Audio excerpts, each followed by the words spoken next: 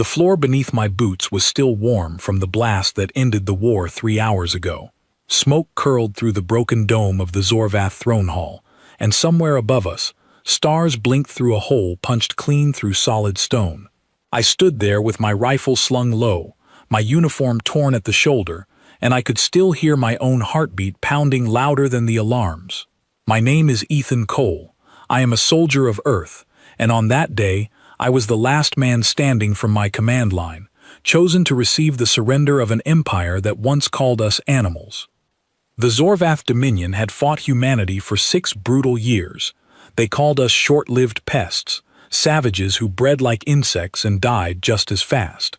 They laughed at our ships, mocked our weapons, and told their own people that humans would break within a season. 6 years later, it was their throne room that lay open to the sky, and it was their emperor kneeling before a human for the first time in 1,000 years. I did not feel proud standing there. I felt tired, bone-tired, the kind of tired that sinks into your teeth. But there was one more duty left before this war would truly end, and every eye in that ruined hall was waiting to see how I would perform it. An old Zorvath general, silver scales dulled with dust, stepped forward and unrolled a scroll of surrender terms written in human and Zorvath script side by side. His clawed hand trembled slightly as he read them aloud, though whether from fear or fury I could not tell. "By ancient right of conquest," he said, "the victorious commander shall be granted the hand of one royal daughter of the Dominion, to bind our bloodlines and seal this peace." I almost laughed, not because it was funny, but because it was so absurd. 6 years of fire and death, and now I was being handed a piece of paper that treated a person like a trophy on a shelf. Still, refusing the ritual outright would have unraveled everything my people fought for. The Alliance Council back on Earth had been clear before I ever set foot on this world. Complete the surrender exactly as tradition demanded. Do not humiliate them further than necessary.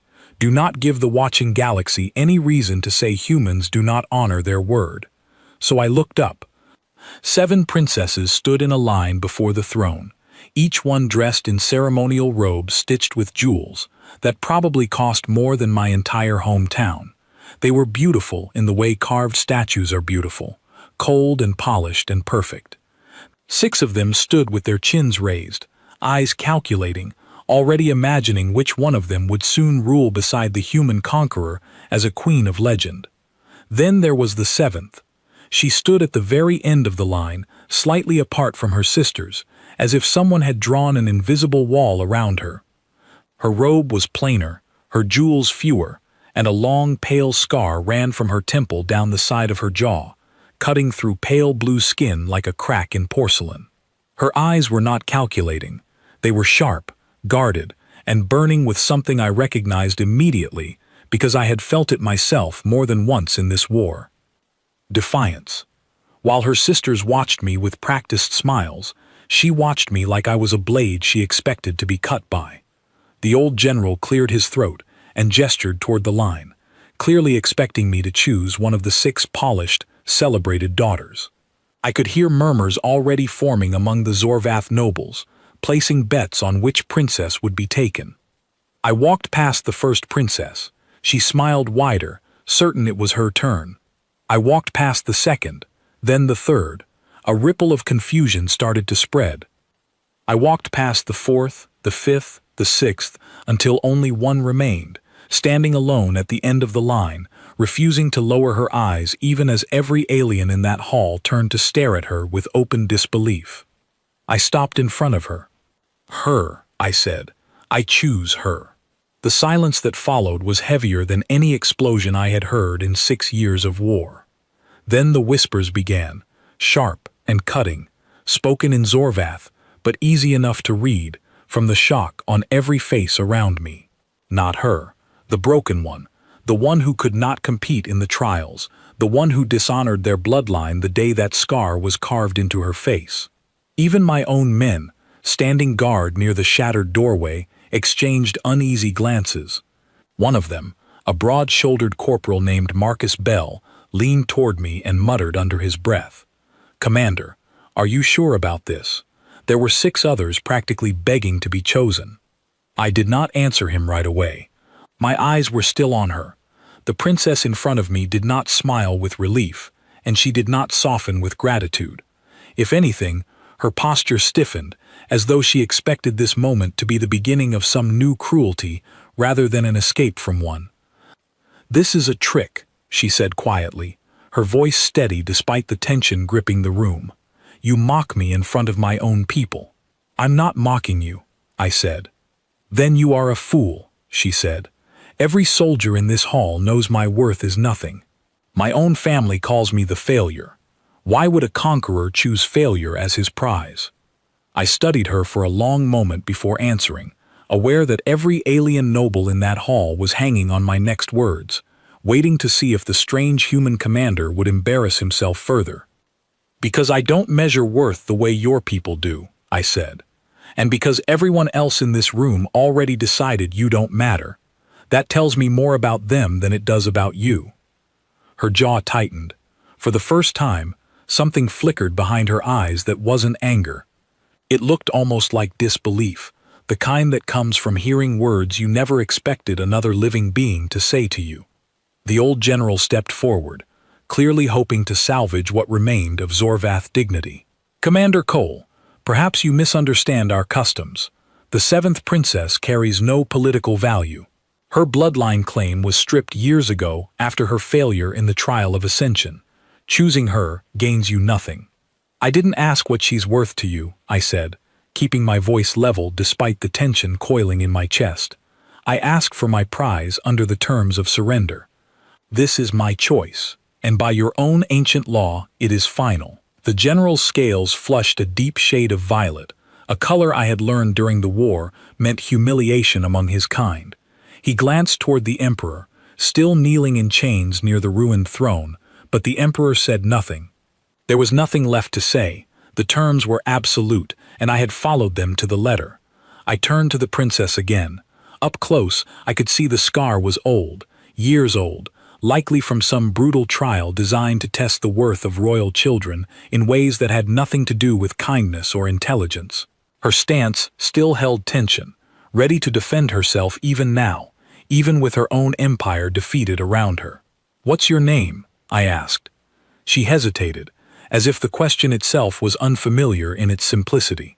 "Vaisha," she finally said. "Vaisha," I repeated. "You're coming with me, not as a trophy, not as a prisoner, as someone I intend to treat exactly the way any person deserves to be treated." She studied my face for a long time, searching for the lie she was certain must be hiding somewhere in my expression. When she couldn't find one, confusion replaced her guarded anger, if only for a moment. "You are either the strangest human I have ever encountered," she said slowly, "or the most dangerous." "Maybe both," I said. "You'll have plenty of time to decide which." Behind me, I could hear Marcus Bell exhale through his teeth, clearly still unconvinced this was a wise decision. The Zorvath nobles whispered among themselves, already spinning stories about the foolish human commander who chose the broken princess instead of the celebrated ones. I ignored all of it, because I had seen something in that hall that none of them had bothered to notice. While her sisters were busy perfecting their smiles for a conqueror they assumed would rule beside them, Vaisha had spent the final moments of her empire's collapse doing something none of the others did. She had been quietly helping wounded soldiers near the collapsed east wall, human and Zorvath alike, dragging them clear of falling debris while the battle still raged outside. I had seen it through my scope less than an hour earlier, before I even knew her name, before I knew she was royalty at all. I remembered thinking, whoever that is, they don't fight like someone who's given up. Now I understood exactly who she was. The old general finally stepped back, defeated in more ways than one, and gestured for the formal transfer papers to be signed. Vaisha did not move at first, her eyes flicking toward her sisters one last time. None of them looked back at her, not one. In their eyes, she had already ceased to exist the moment her name was called. I extended my hand toward her, not to grab her, not to claim her, simply an offer. "You don't have to trust me yet," I said, "but you don't have to fear me either, not anymore." She looked at my hand for a long moment. Then, slowly, deliberately, she reached out and placed her palm against mine. "If this is a trick," she said quietly, "I will make you regret it." "Fair enough," I said, "but it's not." Behind us, the shattered dome of the throne hall let pale morning light spill across the debris, catching the edges of broken jewels and fallen banners that once represented an empire built on cruelty disguised as tradition. As we walked out together, past the stunned nobles and the silent, staring sisters, I realized this was not the end of the story everyone expected. It was only the beginning of one nobody in that hall was prepared for. The transport ship rattled as it broke through the outer atmosphere, and Vaisha gripped the edge of her seat so tightly her knuckles paled beneath her blue skin. She said nothing, but I noticed how her eyes darted toward every exit, every human soldier, every unfamiliar sound the ship made. She was waiting for something to go wrong. She was waiting for the trick to reveal itself. I sat across from her, watching the tension in her shoulders, and I understood it completely. Trust was not something you handed over easily after a lifetime of being told you were worthless. Trust had to be earned, piece by piece, moment by moment. "You keep watching the door," I said. "I am ensuring I know where danger will come from," she replied, not looking at me. "There isn't going to be any danger here," I said. "Not from my crew." She finally turned to face me, her expression unreadable. "Forgive me if 6 years of war has taught me not to believe promises spoken by soldiers." I couldn't argue with that, so I didn't try. When we landed on the human fleet cruiser stationed in orbit above her former homeworld, the crew gathered near the landing bay, curious about the princess who had become the subject of every rumor spreading through the ranks. I felt the weight of their stares as we walked down the ramp together, Vaisha holding her chin high despite the murmurs. A young lieutenant named Oliver Grant leaned toward another soldier and whispered just loud enough for me to hear. "That's her?" The commander picked the reject princess over the pretty ones. I stopped walking and turned toward him slowly. The murmurs around us fell silent. "Lieutenant Grant," I said, my voice calm but firm enough to carry across the bay. "Say that again. I want to make sure I heard you correctly." His face paled. "Sir, I didn't mean." "You meant exactly what you said," I replied. "So let me be clear, to you and to everyone standing here. This is Vaisha. She is not a reject. She is not a prize to be judged by whatever standard her own people use to measure worth. She is a guest on this ship, and she will be treated with the same respect as any officer standing in this bay. If I hear otherwise from anyone, we will have a much longer conversation. Is that understood?" A chorus of quiet, immediate agreement rippled through the crew. Grant nodded stiffly, clearly embarrassed, and stepped back into the crowd. Vaisha said nothing as we continued walking, but I noticed something different in the way she carried herself afterward. Not quite relaxed, but no longer bracing for an attack that wasn't coming. Over the following days, I gave her space to adjust. She was given private quarters near the officer section, access to the ship's library archives, and freedom to move through most sections of the vessel, accompanied only when protocol required it. She spent most of her time observing quietly, studying the way humans work together, the way we argued and laughed and disagreed without immediately resorting to punishment or humiliation. One afternoon, I found her in the training hall, watching a group of soldiers practicing hand-to-hand combat drills. She stood near the edge of the mat, arms crossed, studying their movements with clear interest. "You fight differently than my people," she said without turning to look at me. "How so?" "Your soldiers correct each other's mistakes without cruelty. On my world, if a warrior fails during training, they are humiliated in front of the entire court, sometimes worse." "That's not training," I said. "That's punishment dressed up as training. We learn faster when we're not afraid of being torn down for trying." She considered this for a long moment. "My scar," she said quietly, touching the mark along her jaw, "came from the trial of ascension. Each royal child must complete it to prove worth. I failed the final stage when I refused to strike down an opponent who had already surrendered.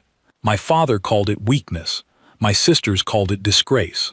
The trial masters marked my failure permanently, so the entire court would never forget it. I felt something tighten in my chest hearing that. You didn't fail, I said. You made a choice most people in that hall probably couldn't make. Choosing mercy over cruelty isn't weakness, Vaishya. It takes more strength than striking someone down ever will. She turned to look at me then, studying my face carefully, searching for mockery or pity, and finding neither. You are the first person to say that to me, she said softly, in my entire life. Then it's about time someone did. Over the following weeks, something between us began to shift, slowly, carefully, like ice thawing after a long winter.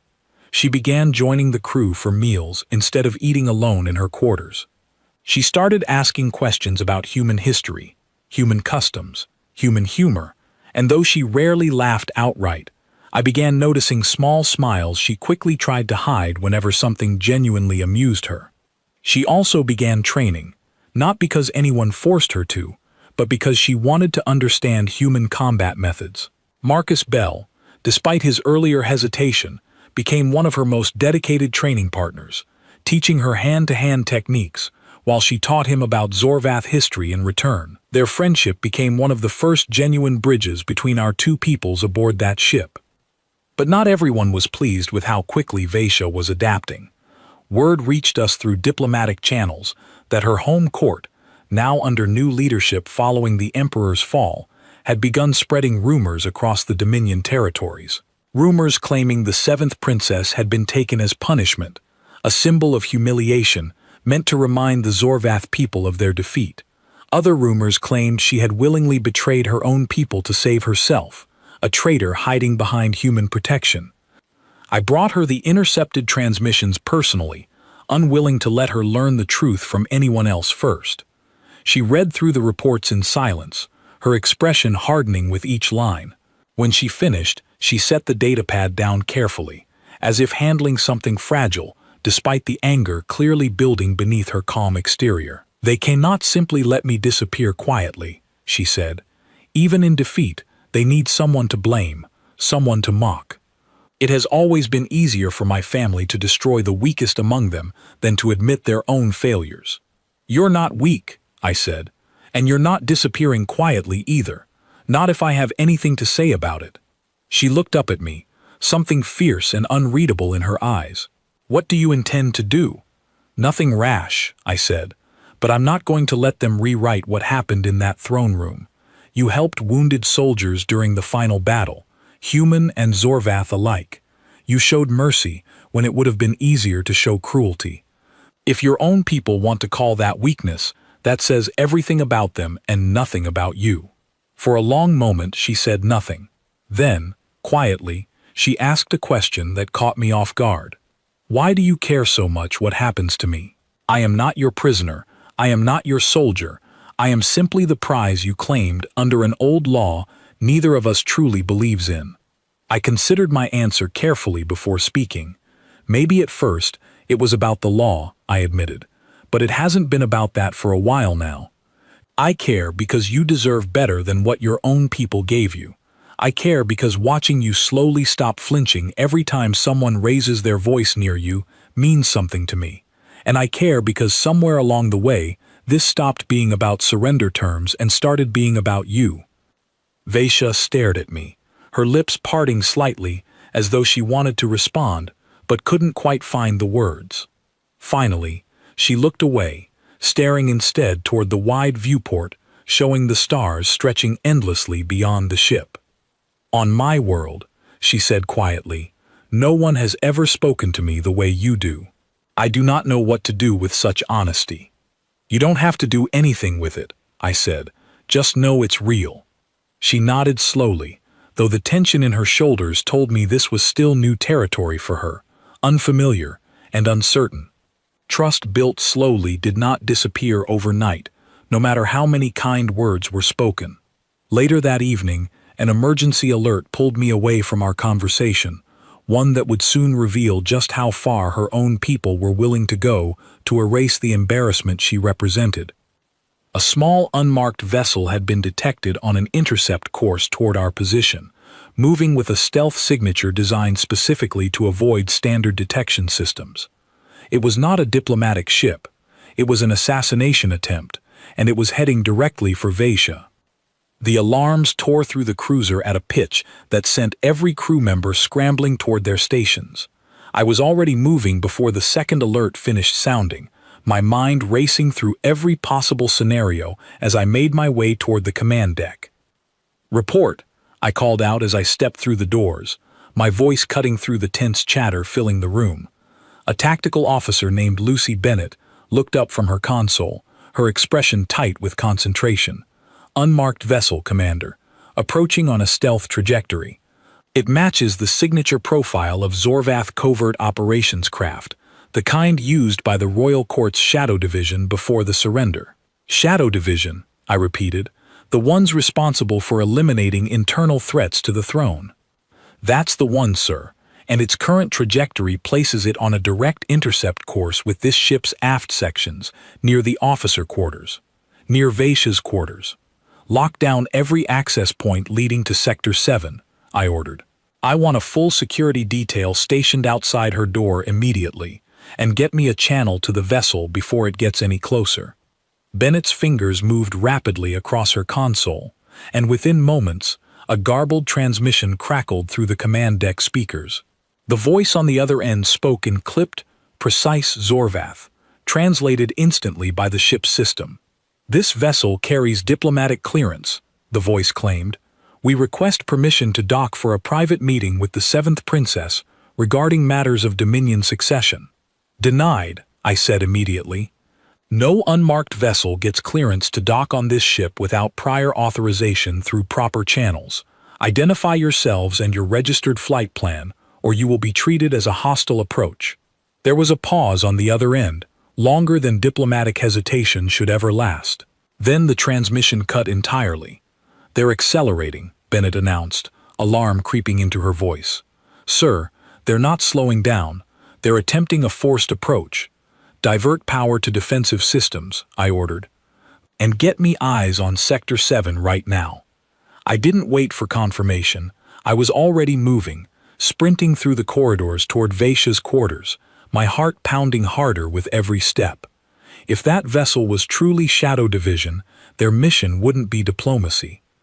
It would be silencing and embarrassment permanently, erasing the 7th Princess before she could become a symbol the new Zorvath leadership couldn't control.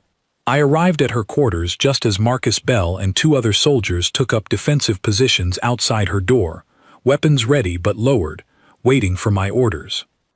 "Status," I demanded. "She's inside, Commander," Bell reported. "We haven't let anyone through, but that ship is closing fast, and our point defense systems aren't going to stop a determined boarding attempt if they've got the firepower to match." I keyed open the door and stepped inside. Vaisha stood near the center of the room, tension radiating from every line of her posture, though her expression remained carefully controlled. "I heard the alarms," she said. "This is them, isn't it? My family sent someone."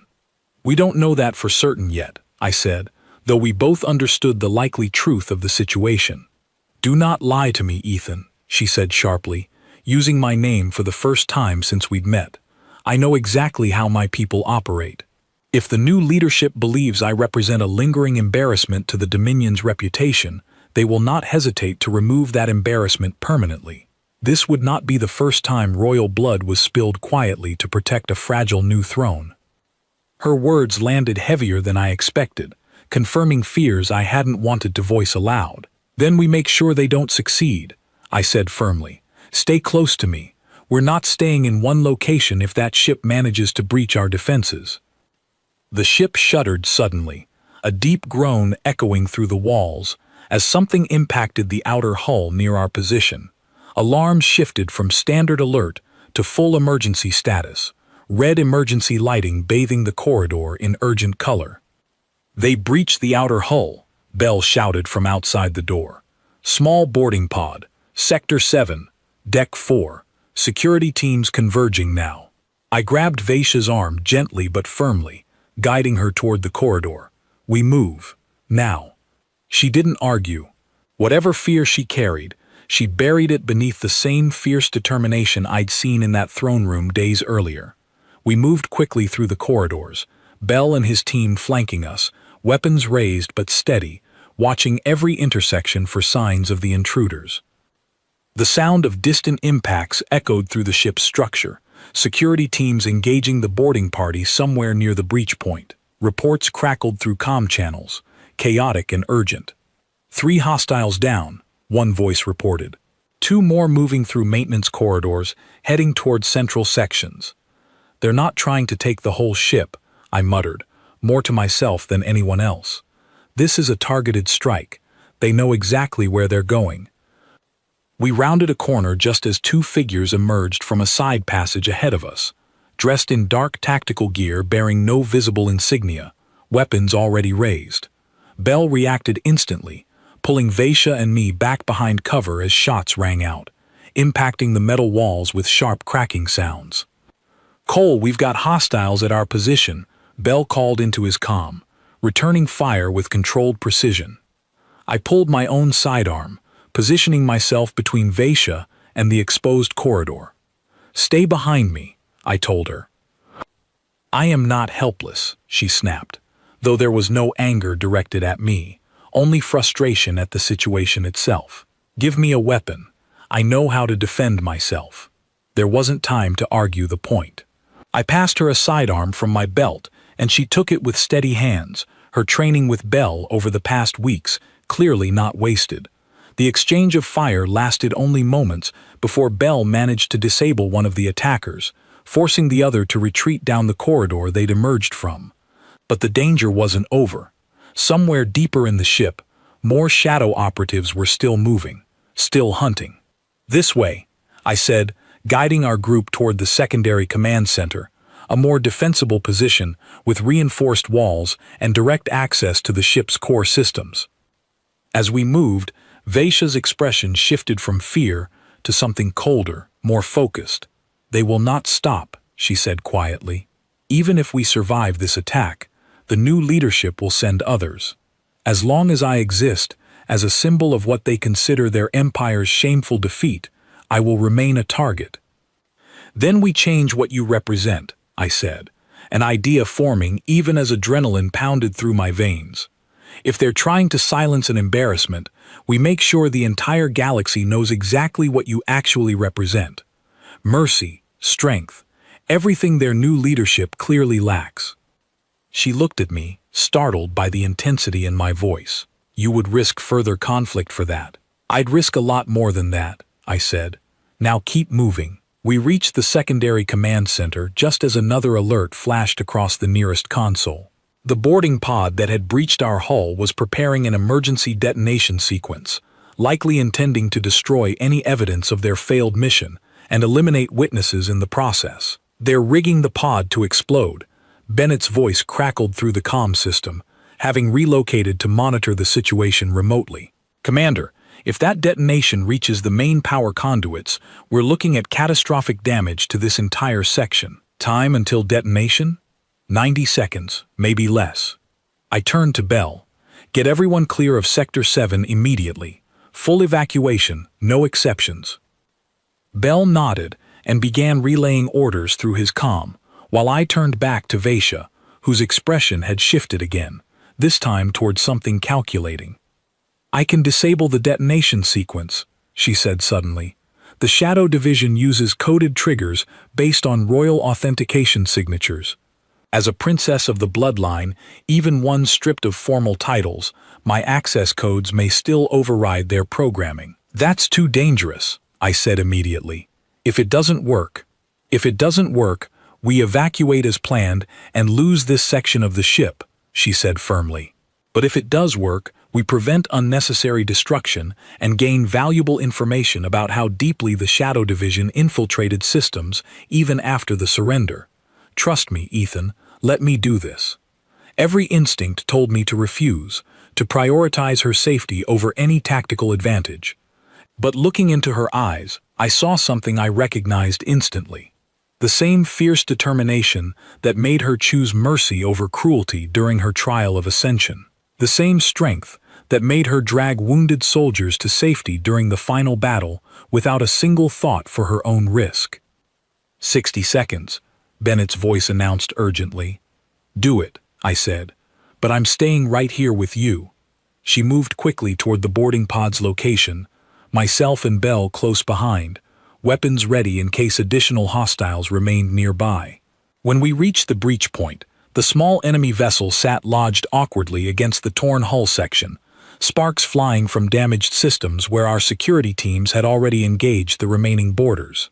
Vaisha approached the pod's exterior control panel, her fingers moving across unfamiliar Zorvath interface controls with practiced precision. Lines of code scrolled rapidly across the small display, and I watched tension build in her shoulders as the countdown continued relentlessly. 30 seconds, Bennett's voice warned. Almost there, Vaisha murmured, more to herself than anyone else. Sweat beaded along her hairline despite the cool temperature of the ship's corridors. 20 seconds. Her fingers moved faster, entering a final sequence of commands. The display flickered, resisted, then finally accepted the override.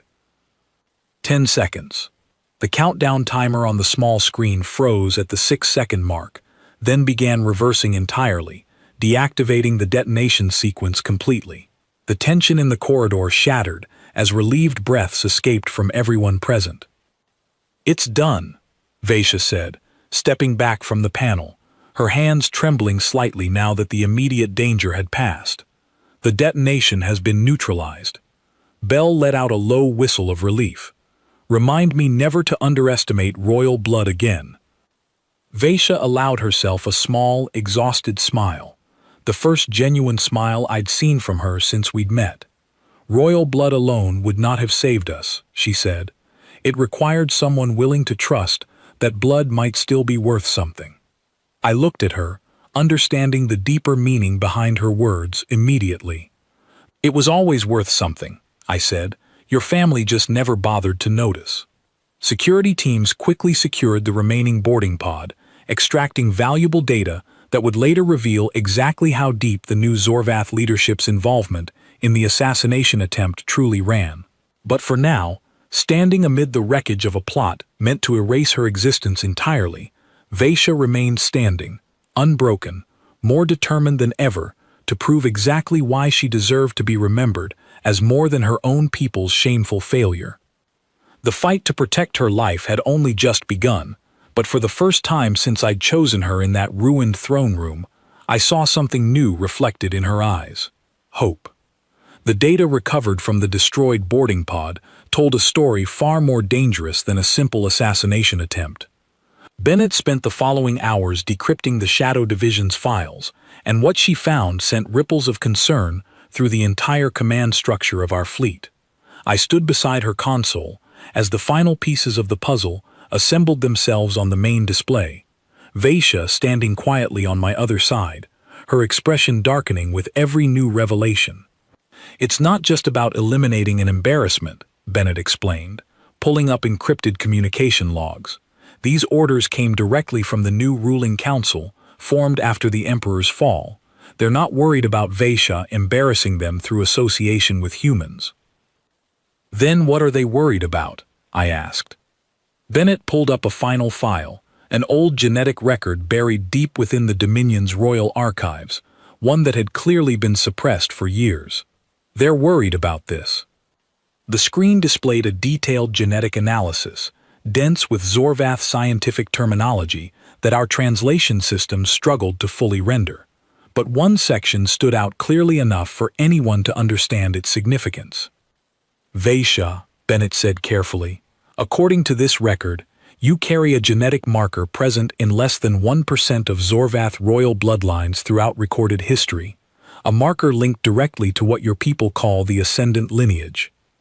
Vaisha's expression shifted from confusion to disbelief. That is a myth, she said, a legend told to children about ancient rulers blessed with abilities beyond normal Zorvath capability.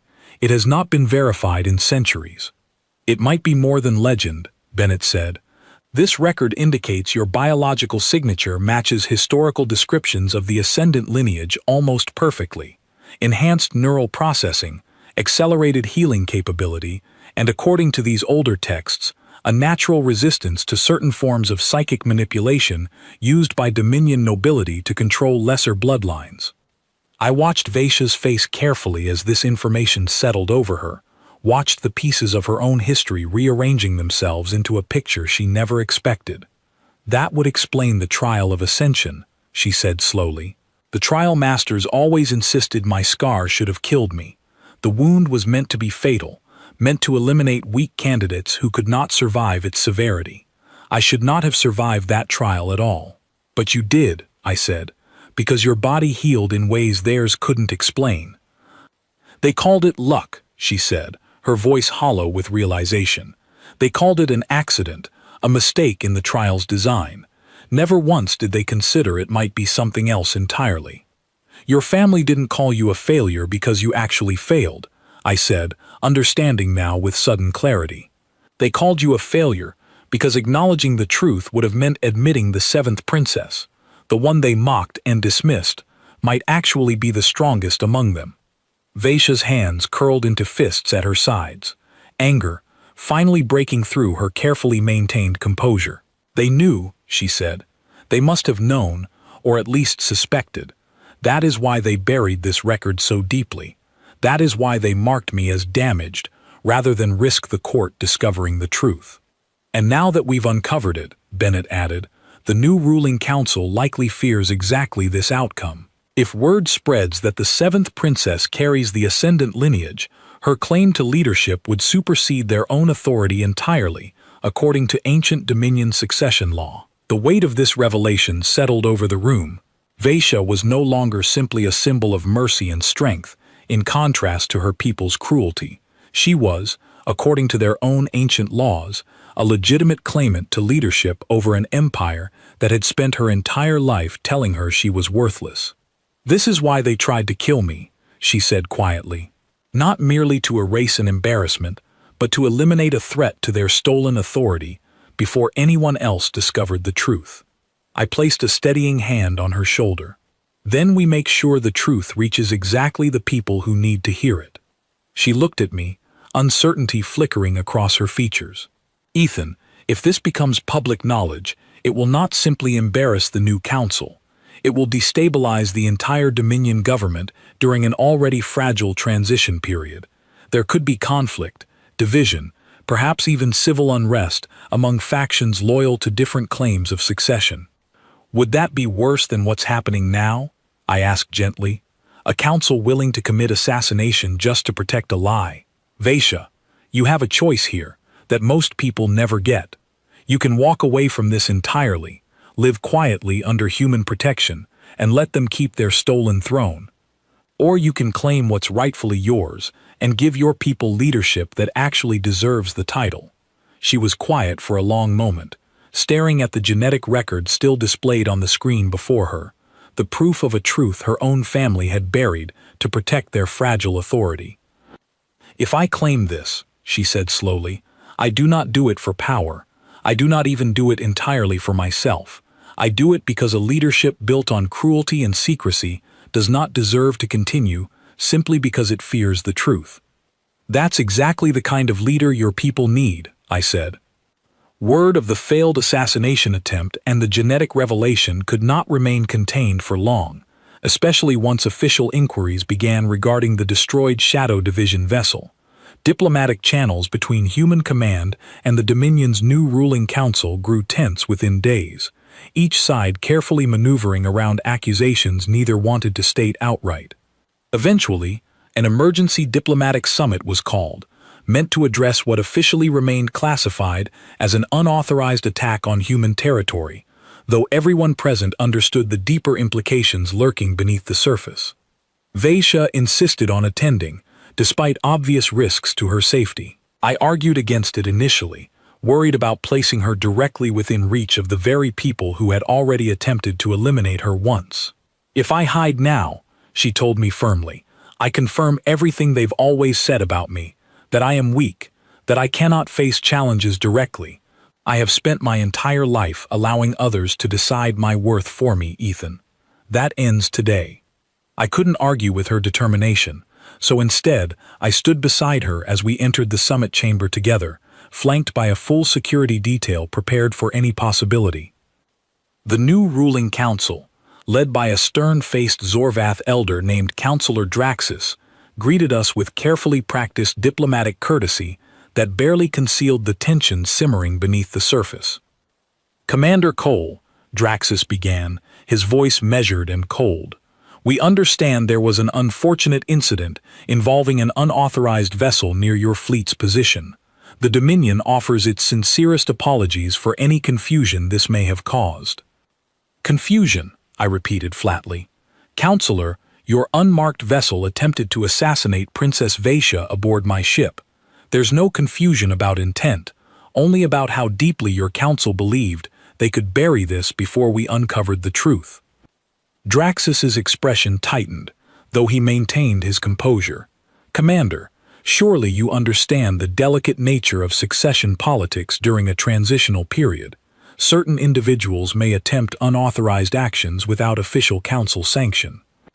"Then perhaps," Vaisha said, stepping forward before I could respond, her voice steady despite the weight of every eye in the chamber turning toward her, "the council would care to explain why those unauthorized individuals used Shadow Division authentication codes reserved exclusively for direct council orders." The silence that followed confirmed everything we already suspected. Furthermore, Vaisha continued, unwavering, "Perhaps the council would care to explain why genetic records confirming my status within the ascendant lineage were deliberately suppressed for years, in direct violation of ancient succession law requiring immediate acknowledgement of any confirmed lineage claim." Draxus's composed expression finally cracked, disbelief and calculation warring visibly across his features. "That record was sealed due to insufficient verification," he said, though his voice lacked its earlier confidence. "Insufficient verification," Vaisha repeated coldly. "Or inconvenient truth. I have already submitted the genetic data to independent verification through neutral human scientific channels, alongside historical Dominion texts confirming the ascendant lineage markers. The results will be made available to the full Dominion Council and public archives within the day." The chamber erupted into hushed, urgent whispers among the assembled council members, several exchanging alarmed glances with Draxus, clearly unprepared for this level of confrontation. "You would risk destabilizing an already fragile transition," Draxus said sharply, "simply to claim a title you spent your entire life being told you did not deserve?" "I would risk it," Vaisha said, "because a leadership willing to commit assassination to protect a lie does not deserve to lead at all. I do not claim this title out of ambition, Counselor. I claim it because someone must be willing to lead honestly, and clearly, your council has already proven incapable of that simple standard." I watched pride swell within my chest as she spoke, watching the woman who had once been dismissed as a failure stand fearlessly before the very people who tried to erase her, refusing to back down even now. Draxus studied her for a long, tense moment, clearly recalculating whatever strategy he'd originally intended for this summit. Finally he spoke again, his voice quieter, more measured. "If your claim proves verified beyond dispute," he said slowly, "ancient succession law would indeed grant you rightful authority to challenge current leadership through formal proceedings. However, such a transition would require significant support among remaining noble houses, support you have spent your entire life being denied." "Then I suppose," Vaisha said, "it is fortunate I no longer require my former family's approval to prove my own worth." The summit concluded without immediate resolution, but the truth had been spoken aloud, undeniable and impossible to bury any further. As we left the chamber together, Vaisha's hands trembled slightly, adrenaline finally catching up with her after standing so firmly against the very council that once controlled her entire existence. "You did it," I said quietly as we walked. "You stood up to them." "I almost didn't," she admitted. "Every instinct told me to remain silent, to accept whatever quiet life I might build under human protection, rather than risk everything by confronting them directly." "What changed your mind?" She looked at me, something soft and genuine flickering behind her earlier fierce determination. "You did," she said simply. "You showed me that my worth was never something others were allowed to decide for me." Once I understood that truth, silence was no longer an option. Ahead of us, the future remained uncertain, filled with political challenges and potential conflict as the truth of Vaishya's lineage spread throughout Dominion territories. But for the first time since that ruined throne room where I first chose her, Vaishya walked forward not as someone waiting to be judged, but as someone finally ready to claim exactly the future she deserved. 3 months passed before the formal proceedings began, 3 months filled with mounting tension as verified genetic records spread throughout Dominion territories, sparking debate, unrest, and in some regions, outright celebration among common citizens who had grown weary of the ruling council's cold, distant governance. Vaishya spent those months preparing carefully, studying ancient succession law alongside human political strategists, building alliances among noble houses who had grown disillusioned with Councillor Draxus and his colleagues. I stood beside her through every step, though I made certain the galaxy understood this was her fight to lead, not mine to control. The formal challenge ceremony took place within the same throne hall where our story had begun, though the ruined dome above us had since been repaired, its damaged stone replaced with reinforced transparent paneling that allowed starlight to spill freely across the chamber floor. Vaishya stood at the center of that hall, no longer dressed in the plain, dismissive robes she wore during our first meeting, but in ceremonial attire befitting her true station, deep blue fabric embroidered with silver thread that caught the starlight beautifully with every movement. Her sisters stood among the noble houses gathered to witness the proceedings, their expressions ranging from disbelief to poorly concealed resentment. None of them approached her, though I noticed one, the youngest of the 6, watching Vaishya with something that almost resembled genuine curiosity rather than dismissal. Councillor Draxus stood opposite her, flanked by the remaining ruling council members, his expression carefully neutral despite the obvious tension gripping the chamber.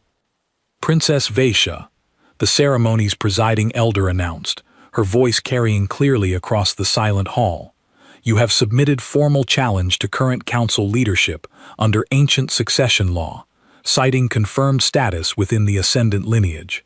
Do you affirm this challenge before all assembled witnesses?" "I affirm it," Vaishya said, her voice steady and clear. "Councillor Draxus," the elder continued, "do you contest this challenge, or do you acknowledge the confirmed lineage claim as legitimate grounds for transition of leadership?" Draxus remained silent for a long moment, clearly calculating whatever options remained available to him. Finally he spoke, his voice carrying resignation rather than defiance. "The genetic verification stands beyond reasonable dispute," he said. "I do not contest the legitimacy of the claim itself. However, legitimacy of bloodline does not automatically confirm capability to lead. I ask this assembly to consider carefully whether experience should not weigh equally against inherited claim." Murmurs rippled through the gathered nobles, and I felt Vaishya tense slightly beside me, recognizing this final maneuver for exactly what it was, an attempt to shift the argument away from lineage and toward doubt about her actual readiness to govern. But Vaishya did not hesitate. "Councillor Draxus raises a fair point," she said, turning to address the assembled nobles directly. "Bloodline alone does not confirm capability, so let me speak instead of capability itself. I have spent months studying not only ancient succession law, but the genuine grievances of common citizens across Dominion territories, grievances long ignored by a council more concerned with maintaining appearances than addressing actual suffering among its people." She gestured toward a data display that activated behind her, showing detailed reports of infrastructure failures, resource shortages, and unrest simmering across several Dominion colonies, issues clearly documented but conveniently ignored by official council statements. "While the council focused on maintaining political image following our defeat," Vaishya continued, "citizens across at least 6 colonies have suffered from resource shortages the council has failed to address for over a year. I have already begun coordinating relief efforts alongside human logistics support, efforts that could have begun months earlier had leadership prioritized genuine welfare over pride. Draxus's expression tightened further as murmurs of surprise and approval spread through several noble houses previously uncertain about supporting her claim. Furthermore, Vaishya continued, I do not intend to lead by demanding blind loyalty through fear, as previous leadership has done. I intend to lead by demonstrating that mercy and strength are not opposing values, but complementary ones. The very trait my family once called weakness, refusing unnecessary cruelty even when tradition demanded it, is precisely the trait our people need most as we rebuild trust not only among ourselves, but with our former enemies who have since become unexpected allies. She turned briefly to look at me, a small, genuine smile crossing her features, before she continued addressing the assembly. I do not ask for your support today, because ancient law grants me a bloodline claim, she said. I ask for your support because I have already begun proving, through action rather than mere words, exactly what kind of leadership our people deserve moving forward. The chamber fell silent following her words, weighing the truth of what she'd presented against whatever doubts remained among the gathered nobles. Finally, one noble house representative stepped forward, an elder Zorvath woman whose family had remained neutral throughout the initial challenge proceedings. House Velkaran recognizes the legitimacy of Princess Vaishya's claim, she announced, both through confirmed bloodline and demonstrated commitment to genuine leadership. One by one, additional noble houses stepped forward, offering their support, until the overwhelming majority of assembled representatives had formally acknowledged Vaishya's legitimate claim to leadership. Councillor Draxus, recognizing the shifting tide beyond any possibility of reversal, finally bowed his head in formal acknowledgement. The council acknowledges Princess Vaishya's legitimate claim, he said, his voice carrying reluctant but genuine respect. Transition of leadership shall proceed according to ancient succession protocols. The chamber erupted into a mixture of applause and continued murmured discussion, the weight of this historic moment settling over everyone present. Vaishya, once dismissed as her family's greatest failure, now stood as the rightful, acknowledged leader of an empire that had spent her entire life telling her she was worthless.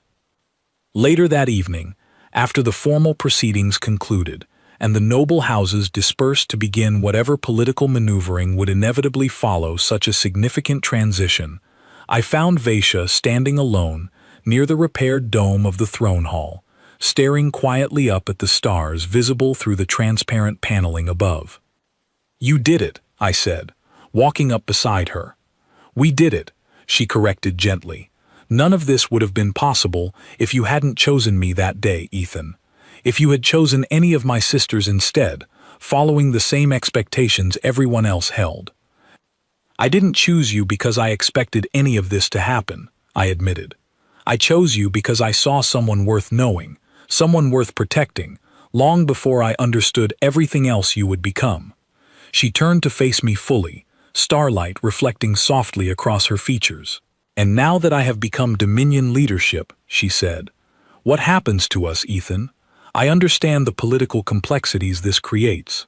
A human commander maintaining personal connection with the newly appointed leader of a former enemy empire. I considered her question carefully before answering. I won't pretend it doesn't complicate things, I said.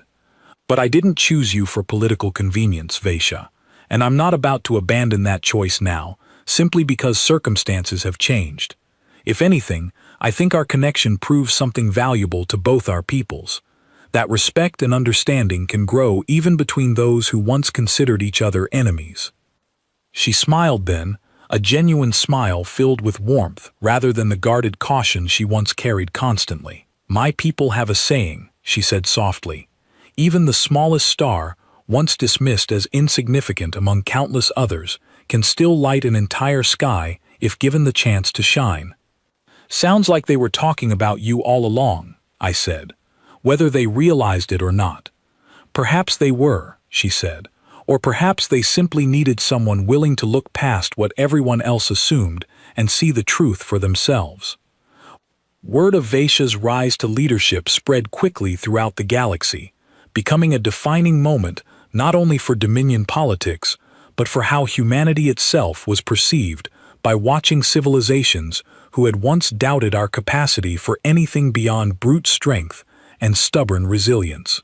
The story of a human commander who chose the least respected princess as his prize, only to help her become the very leader her own people desperately needed, became a symbol of unexpected wisdom, proof that true strength often came from recognizing worth where others refused to look.